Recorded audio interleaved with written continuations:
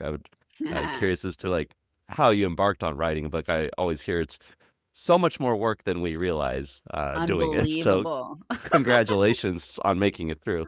Tell us a Thank little bit about Reefer Wellness and what the inspiration was behind it, and then we'll kind of dive into what you uncover, what you discover. Yeah, I'd love to. Yeah. So the book is called Reefer Wellness, which is essentially using science to reverse the stigma of reefer madness. So that's where the title came from. And I never really planned on writing a book, but through producing short form content, somebody actually reached out to me and was like, "Hey, Ryan, this information's fantastic. This should be accessible to more people. Have you ever thought about writing a book?" And I'm like, no, I didn't. After writing my dissertation, I'm like, no, that sounds terrible. But I started working with her and we wrote a book proposal together. And then we pitched it to different publishing houses. And Mm, we actually had three offers from three different publishing houses to publish this book. And we ended up working with Penguin Random House, which is actually insane because they have traditionally been kind of anti-cannabis or at least neutral and kind of stayed yeah. away from the topic. So they were like, "We want to talk more about this and we think your book is kind of the perfect place for it because it's very science centered."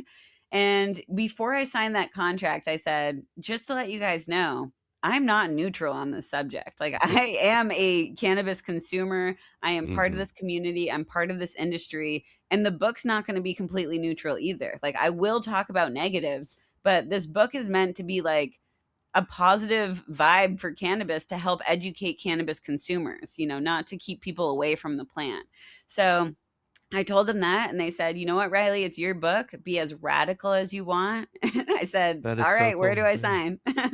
Wow. So And yeah, that's one of the major publishing houses. There's only a handful of them, and that's really cool. How did that conversation go? Were they interested in working with you because of the following that you had amassed and your ability to sell the book? How was yeah, let me tell yeah. you about that because that is something I learned with writing the book is most of these publishing houses don't do book offers with anyone who doesn't have a following right now Mhm. because they don't have much of a marketing department anymore. They almost fully rely on the author to do all of the marketing for the book, Mhm. which I was like kind of upset about. I'm happy to do some marketing. I didn't know Yeah. 100% was going to be on me. So, unfortunately, there's some people I know who should write a book, but they aren't on social media. And I'm like, Mhm. what a disservice to people who have such a cool story and such a cool life and such a cool perspective. Unfortunately, that's the infrastructure that we're working with right now.